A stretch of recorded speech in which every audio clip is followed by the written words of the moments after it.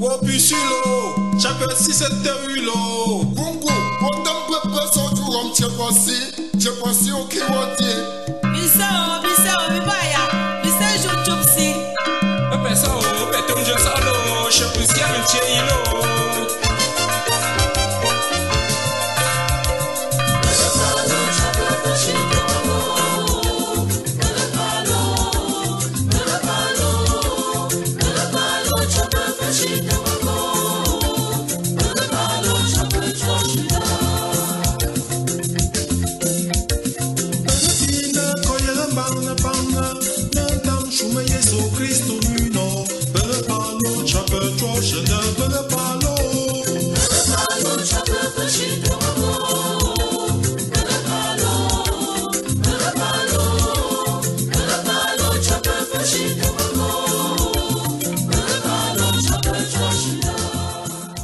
Grâce au Seigneur pour ses multiples bienfaits, elle confie la guérison et le dossier de sa fille Christiane Brenda à la miséricorde divine par le secours de Saint Michel Archange.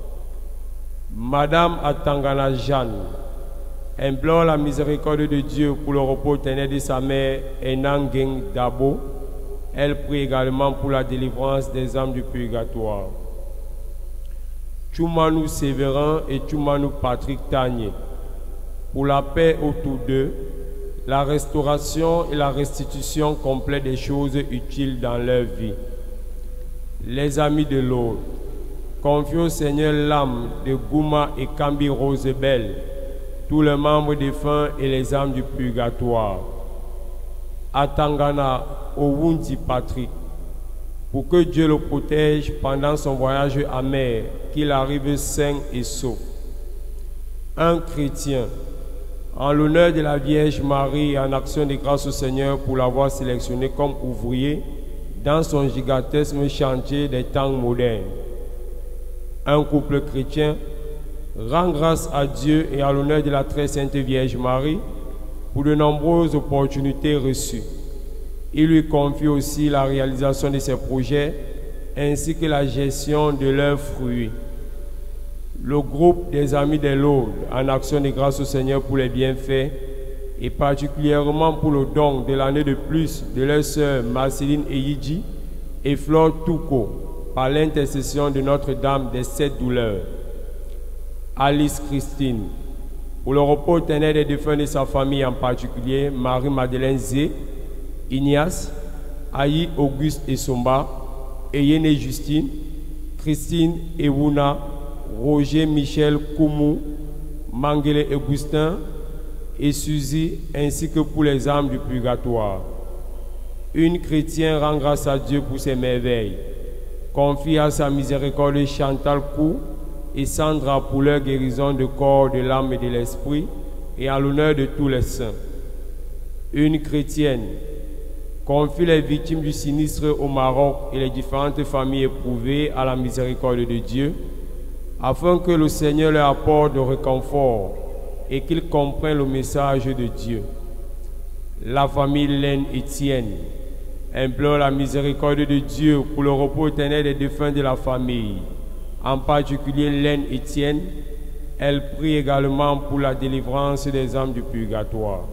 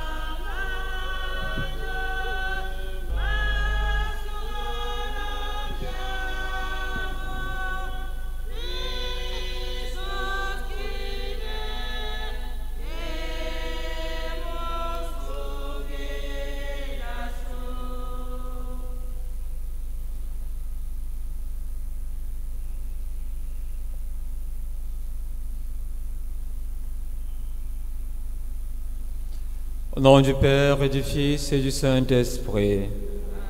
Le Seigneur soit avec vous.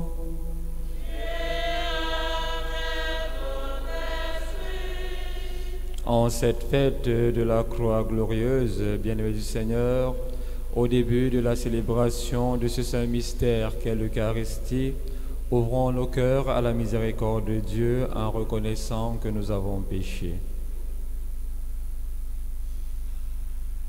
Je confesse à Dieu Tout-Puissant.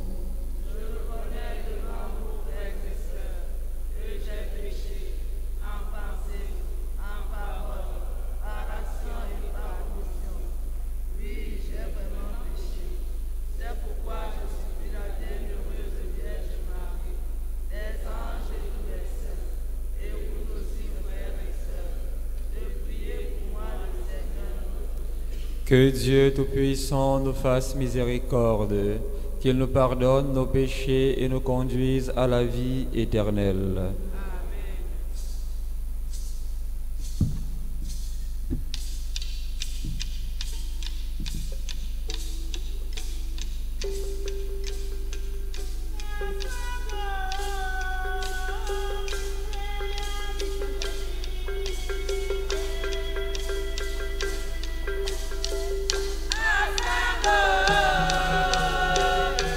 Asango,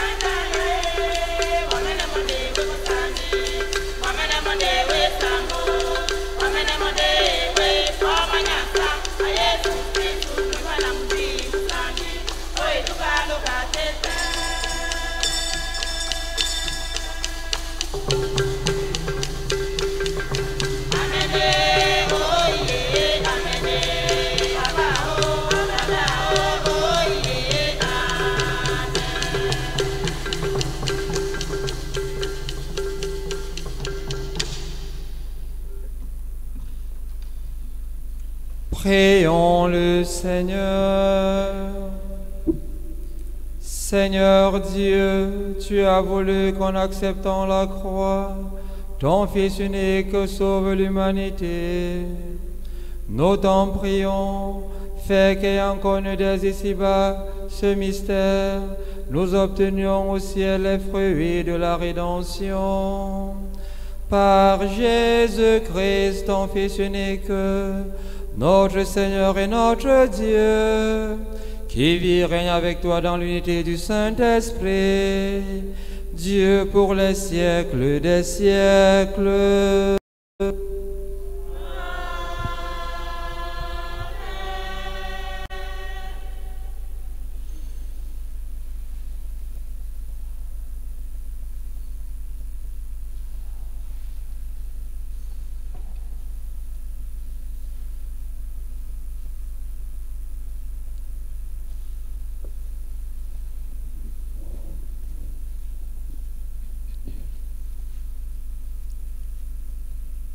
Première lecture. Lecture du livre des Nombres. Chapitre 21, versets 4b à 9. Au cours de sa marche à travers le désert, le peuple d'Israël, à bout de courage, recrimina contre Dieu et contre Moïse. Pourquoi nous avons fait monter d'Égypte? Était-ce pour nous faire mourir dans le désert où il n'y a ni pain ni eau? Nous sommes dégoûtés de cette nourriture misérable. Alors le Seigneur envoya contre le peuple des serpents à la morsure brûlante, et beaucoup en moururent dans le peuple d'Israël. Le peuple vint vers Moïse et lui dit: Nous avons péché en récriminant contre le Seigneur et contre toi. Intercède auprès du Seigneur pour qu'il éloigne de nous les serpents. Moïse intercéda pour le peuple, et le Seigneur dit à Moïse: Fais-toi un serpent et dresse-le au sommet d'un poteau. Tous ceux qui auront été mordus, qui le regardent, et ils vivront. Moïse fit un serpent de bronze et le dressa au sommet d'un poteau. Quand un homme était mordu par un serpent et qu'il regardait vers le serpent de bronze, il conservait la vie. Parole du Seigneur. Psaume 77. N'oubliez jamais les merveilles du Seigneur. N'oubliez jamais les merveilles du Seigneur. Écoute mon enseignement, ô mon peuple. Sois attentif aux mots que je prononce. Je commence une parabole pour dégager les leçons du passé. N'oubliez jamais les merveilles du Seigneur. Quand Dieu frappait nos pères, eux le cherchaient. Ils se reprenaient, ils se tournaient vers lui. Ils se souvenaient que Dieu est leur rocher, que le Dieu très haut est leur défenseur. N'oubliez jamais les merveilles du Seigneur. Mais s'ils priaient, c'était pour le séduire. Avec leurs mots, ils le trompaient. Avec lui, il avait le cœur changeant. Il ne croyait pas vraiment à son alliance. N'oubliez jamais les merveilles du Seigneur. Et lui, le miséricordieux, au lieu de détruire, il pardonnait. Maintes fois, il retint sa colère au lieu de réveiller sa violence. N'oubliez jamais les merveilles du Seigneur.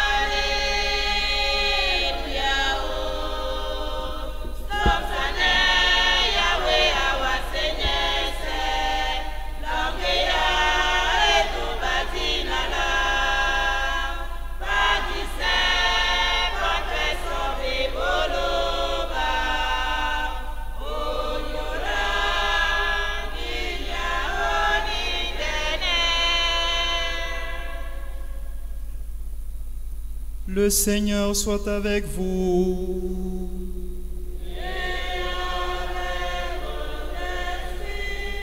Évangile de Jésus-Christ selon saint Jean.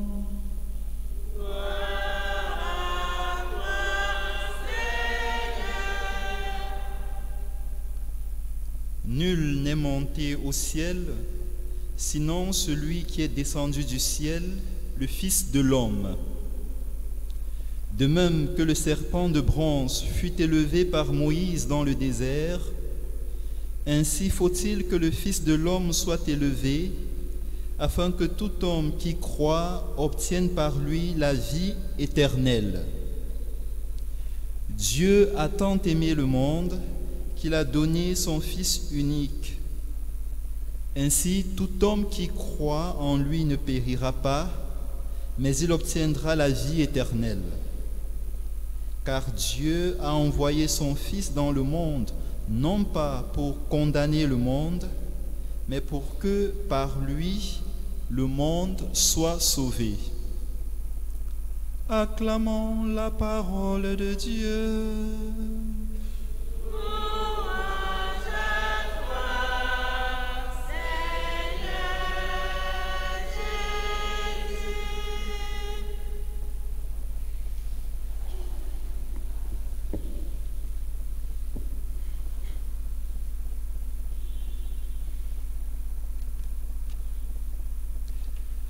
Bien-aimés du Seigneur, frères et sœurs en Jésus-Christ, loué soit Jésus-Christ. L'Église, notre mère, nous donne de célébrer aujourd'hui, comme chaque 14 septembre, la fête de l'exaltation de la croix glorieuse. Il faut rentrer dans la tradition juive et romaine pour retrouver le sens premier de la croix.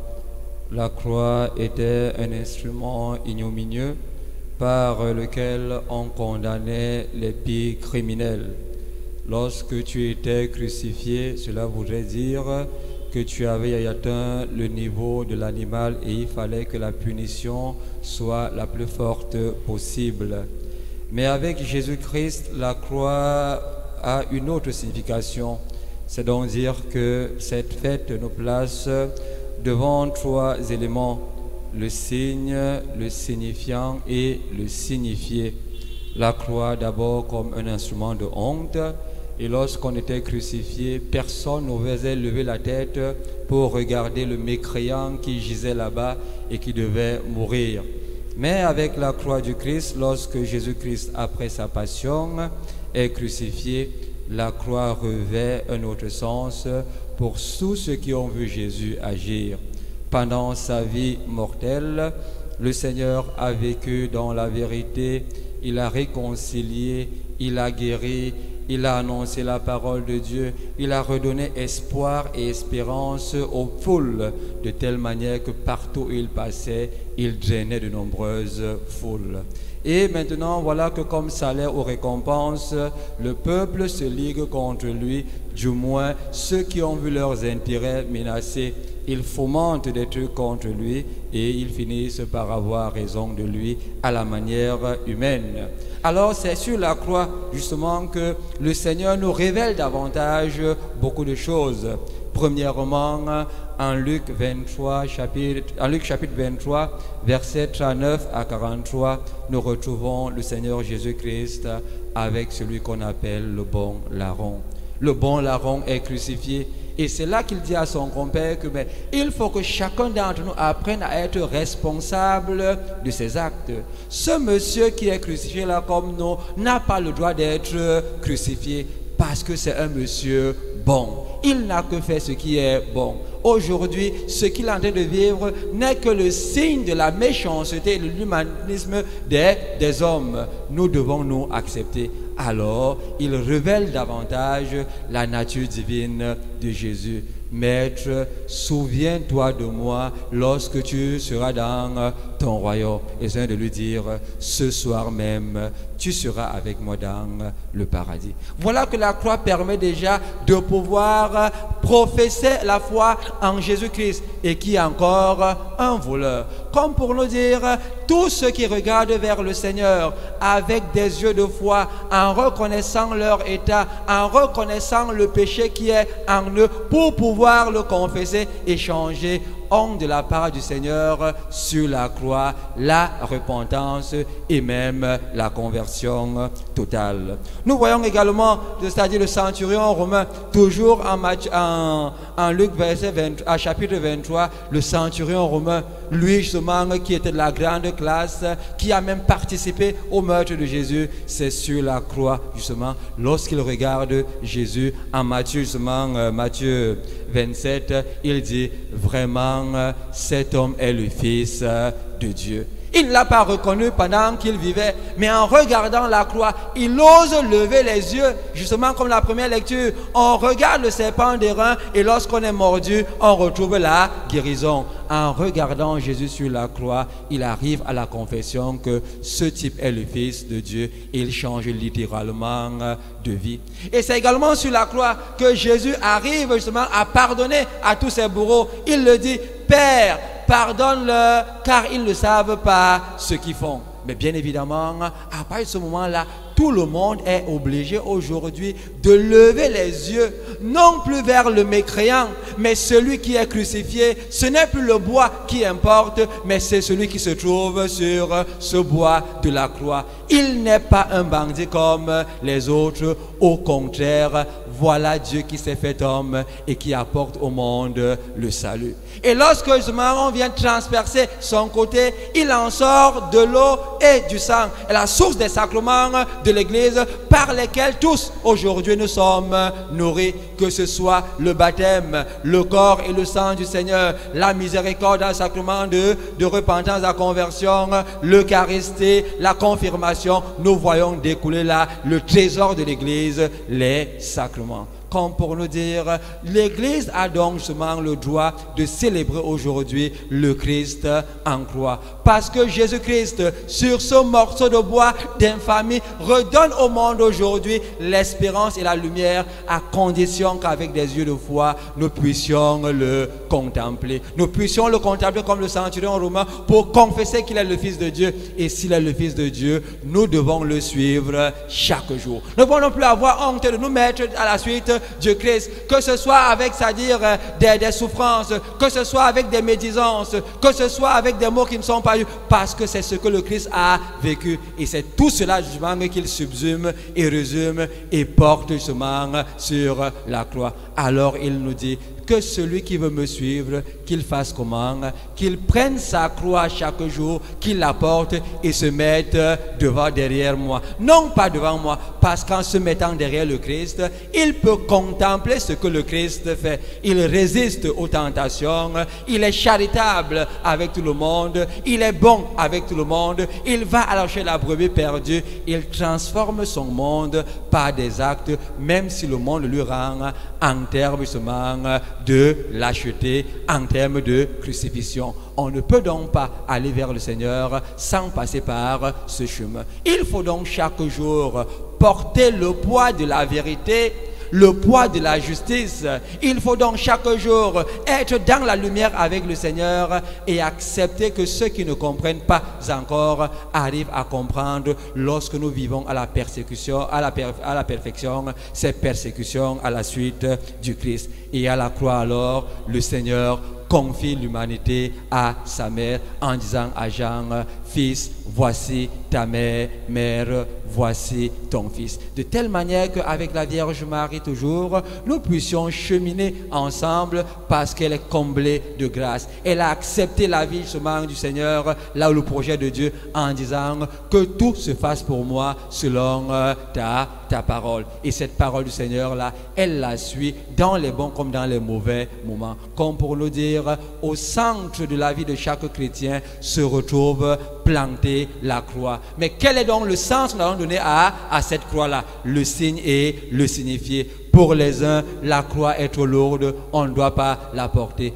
Mais est-ce que la vie avec le Seigneur peut être lourde? Oh que non, la vie avec le Seigneur n'est qu'une expérience de vie où en fin de compte, nous sommes appelés à être exaltés. Alors, célébrons avec beaucoup de joie aujourd'hui le sens que le Seigneur donne à la croix. Et chacun d'entre vous est heureux de pouvoir porter la croix. On est heureux de la mettre à la maison, dans les voitures, partout. Pourquoi? Parce qu'on ne revoit plus un instrument ignominieux, mais on voit la source de notre salut. Parce qu'en passant par le vendredi saint, qu'arrive le dimanche de la résurrection. Que le Seigneur nous aide donc aujourd'hui, par sa grâce et sa présence, à comprendre réellement qu'au cœur de notre foi se trouve la croix. Mais cette croix-là, nous avons à en donner un sens, le sens de la libération et non pas de la torture, parce que beaucoup d'entre nous arrivent encore à voir la croix à la manière des Romains, un instrument de supplice. Nous participons même à ce supplice-là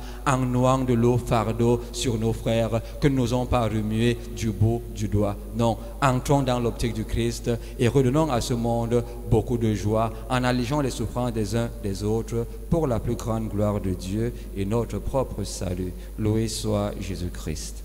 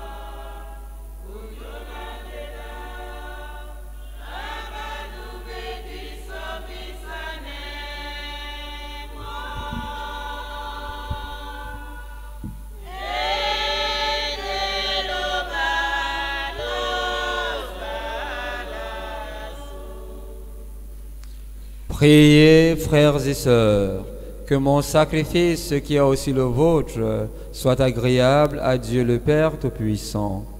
Que le Seigneur reçoive de vos mains ce sacrifice à la louange et à la gloire de son nom, pour notre bien et celui de tout pays.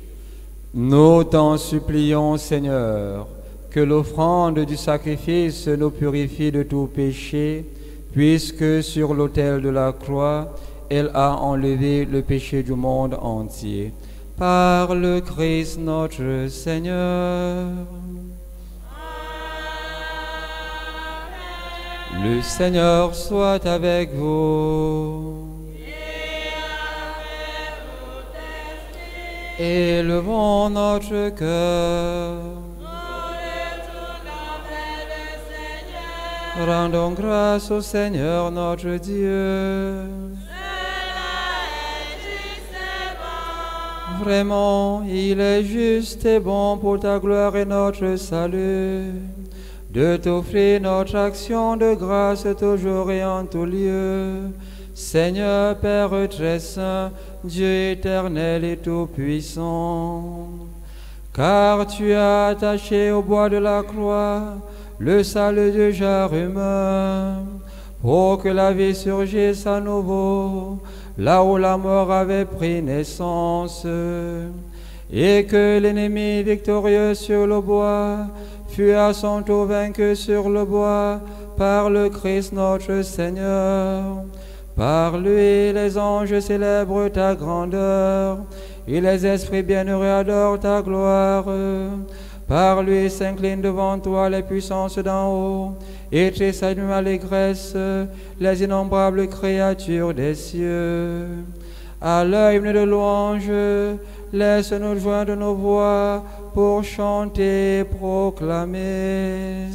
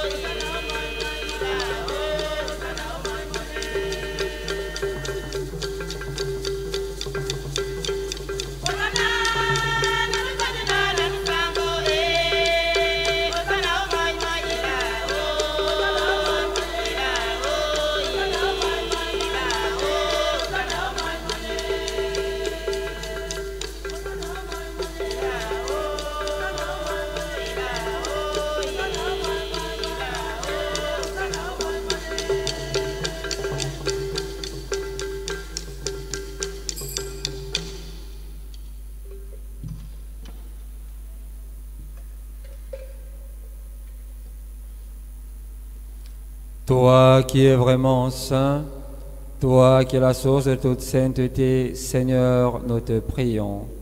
Sanctifie ces offrandes en répandant sur elles ton esprit, qu'elles deviennent pour nous le corps et le sang de Jésus, le Christ, notre Seigneur. Au moment d'être livré et d'entrer librement dans sa passion, il prit le pain, il rendit grâce, il le rompit et le donna à ses disciples en disant: Prenez et mangez-en tous, ceci est mon corps livré pour vous. Corps du Christ livré pour nous.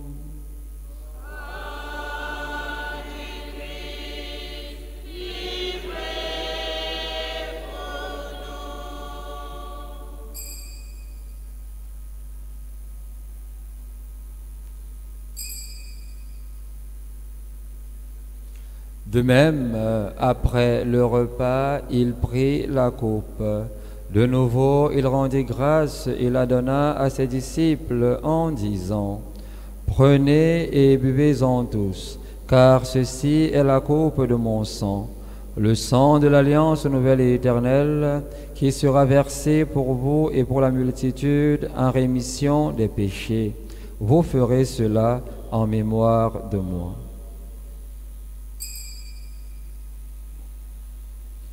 Sang du Christ versé pour nous.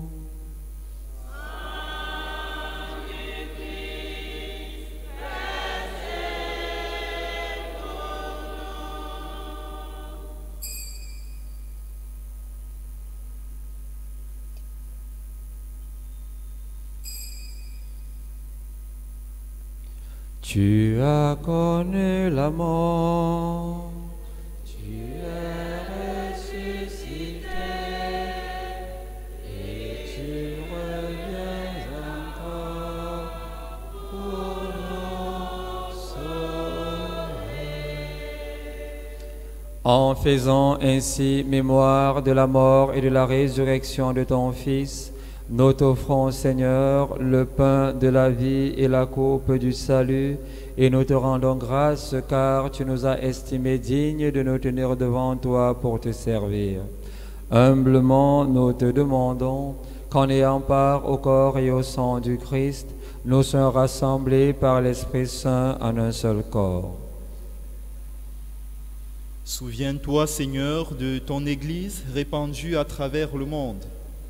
Fais-la grandir dans ta charité en union avec notre pape François, notre évêque Samuel et tous les évêques, en particulier les évêques camerounais en visite à Dlimina, les prêtres et les diacres. Souviens-toi aussi de nos frères et sœurs qui se sont endormis dans l'espérance de la résurrection, et souviens-toi dans ta miséricorde de tous les défunts. Accueille-les dans la lumière de ton visage. Sur nous tous enfin, nous implorons ta bonté. Permets qu'avec la Vierge Marie, la bienheureuse Mère de Dieu, avec Saint Joseph son époux, les apôtres et tous les saints qui ont fait ta joie au long des âges, nous ayons part à la vie éternelle et que nous chantions ta louange et ta gloire par ton Fils Jésus le Christ.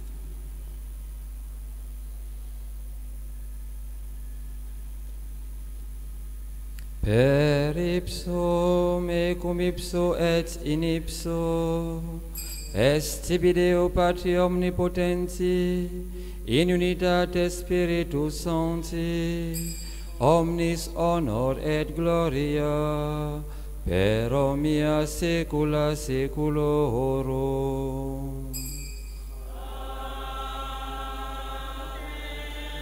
Preceptis salutaribus moniti et divina institutione formati audemus conctare. Pater noster, qui es in celis, sanctificetur nomen tuum, adveniat regnum tuum, fiat voluntas tua, sicut in cielo et in terra. Panem nostrum quotidianum da nobis hodie, et dimitte nobis debita nostra, sicut et nos dimittimus debitoribus nostrix, et ne nos inducas in temptationem, sed libera nos a mal. Délivre-nous tout mal, Seigneur, et donne la paix à notre temps, la paix dans nos cœurs, nos familles, nos communautés, la paix dans ton Église, la paix au Cameroun. Soutenus par ta miséricorde, nous serons libérés de tout péché, à l'abri de toute épreuve, nous qui attendons que se réalise cette bienheureuse espérance, l'avènement de Jésus-Christ, notre Sauveur.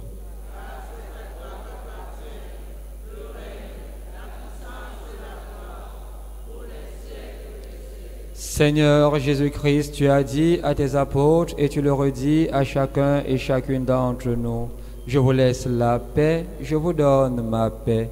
Ne regarde pas nos péchés, mais la foi de ton Église. Pour que ta volonté s'accomplisse, donne-lui toujours cette paix et conduis-la à une unité parfaite, toi qui vis et règnes pour les siècles des siècles.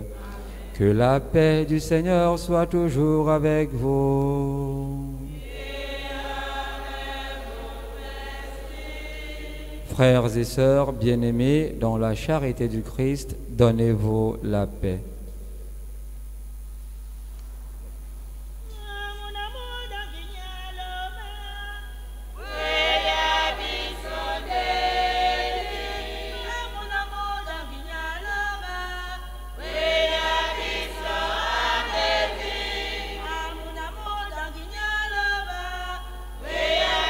Yeah.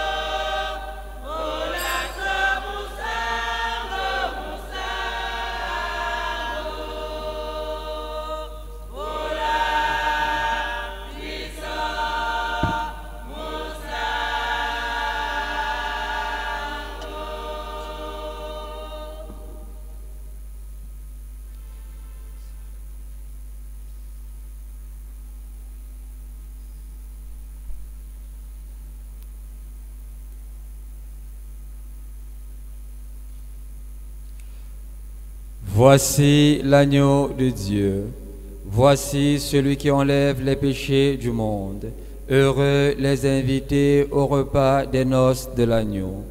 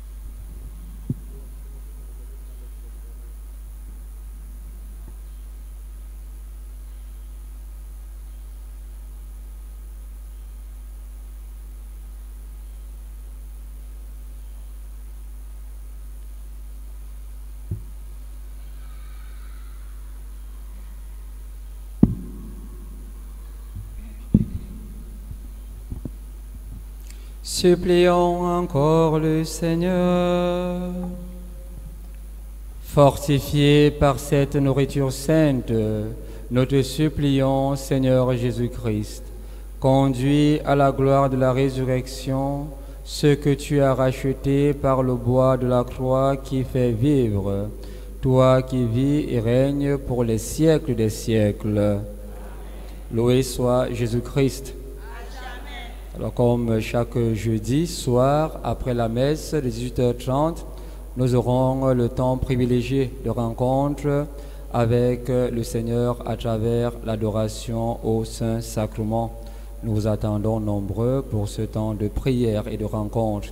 Je voudrais en même temps vous présenter et dire merci au nom du recteur et des prêtres de la cathédrale à l'abbé Jérôme Emmanuel, qui est prêtre du diocèse d'Obala, qui est de passage dans notre ville et qui a voulu célébrer la messe avec nous ce matin. Merci mon Père. Nous allons impartir sur vous, l'abbé Jérôme et moi, la bénédiction solennelle prévue pour ce jour et cette fête.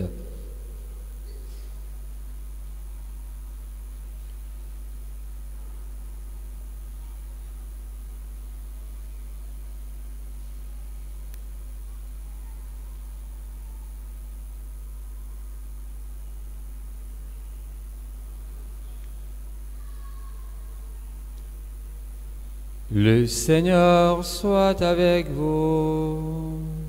Et avec votre esprit. Dieu, Père tout, de toute miséricorde, vous a donné dans la passion de son Fils unique le modèle de la charité, qu'il vous aide à recevoir dans le service de Dieu et des hommes le don incomparable de sa bénédiction. Amen.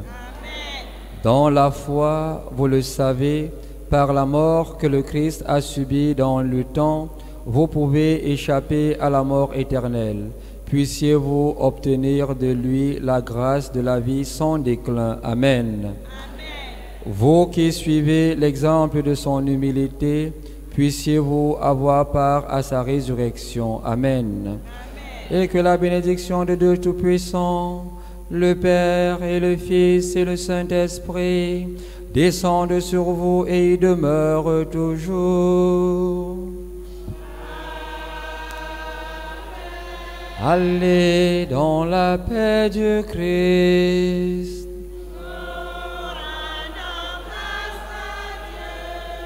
Bonne journée à tout le monde.